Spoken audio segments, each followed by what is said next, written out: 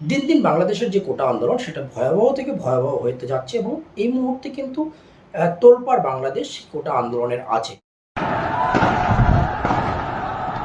শুধুমাত্র এই বাংলাদেশের যে কোটা আন্দোলন সেই কোটা আন্দোলনের আজ বাংলাদেশে সীমাবদ্ধ নয়, বিশ্বের বহু দেশ কিন্তু এই আন্দোলন নিয়ে চর্চা করছে, সমালোচনা করছে এবং বাংলাদেশের যে ছাত্রছাত্রীরা শুধু বিভিন্ন বাইরের দেশে পড়াশোনা করে তারাও কিন্তু এই আন্দোলনকে সমর্থন জানিয়েছে।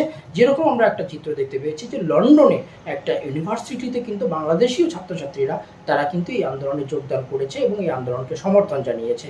এই পর্যন্ত আমরা যেটা খবর পেয়েছি যে বাংলাদেশে দিনের পর দিন এই আন্দোলন কিন্তু ভয়াবহ রূপ নিচ্ছে। বাংলাদেশ প্রশাসন কিন্তু বাংলাদেশে পুরোপুরিভাবে ইন্টারনেট পরিষেবা বন্ধ করেছে।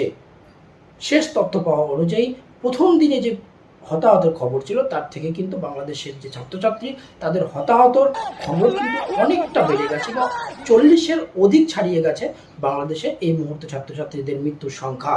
তার মধ্যে আমরা যে চিত্রটি এবং আমাদের ভারতবর্ষের যে চিত্রটি সব থেকে বেশি ভাইরাল হচ্ছে সেটা হচ্ছে এই ছেলেটা যেটা যার নাম ছিল আবু সাইদ। আবু সাইদ এখানে যেটা আমরা পরিষ্কার দেখতে পাচ্ছি যে এই ছেলে কিন্তু কোনো রকম অ্যাটাকিং মোডে ছিল না, ইনি কিন্তু স্যারেন্ডার মোডে ছিল। তার দুহাত দুদিকে ছড়িয়ে দিয়ে সে কিন্তু বারবার চিৎকার করে বলছিল যে মার মার, স্যারেন্ডার মোডে। কিন্তু তারপর বাংলাদেশ প্রশাসন কিন্তু কয়েক রাউন্ড গুলি ছুড়ে এবং এই গুলির মধ্যে একটি গুলিবিদ্ধ হয়ে কিন্তু এই আবু সৈয়দ ভাই মারা যায়। শেষমেশ যে আমরা তথ্য খবর জানতে পারি যে এই আবু সৈয়দ তার পরিবারের একাধিক সন্তানের মধ্যে একমাত্র ছেলে সন্তান এবং একমাত্র শিক্ষিত সন্তান, যে বাড়ির সব থেকে ছোট এবং আদরের, সেই কিন্তু সেই পরিবারের আশা এবং ভরসা ছিল। এবং আমরা বহু হতাহতের খবর পাই যেখানে বাংলাদেশ প্রশাসন কিন্তু পুরোপুরিভাবে এই আন্দোলনকে বন্ধ করার চেষ্টা করছে, সেখানে ছাত্রছাত্রীরাও এই আন্দোলন কোনো রকমভাবে বন্ধ করার নামগন্ধ নিচ্ছে না বা তারাও কিন্তু আন্দোলন জারি রাখার হুঁশিয়ারি দিচ্ছে।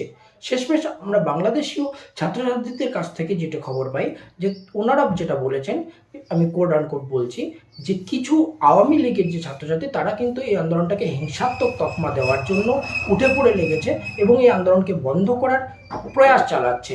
ঠিক একই রকমভাবে প্রশাসন এবং শাসক দলীয় কিন্তু কিছু গুন্ডা যারা এই আন্দোলনকে ব্যাহত করার চেষ্টা করছে।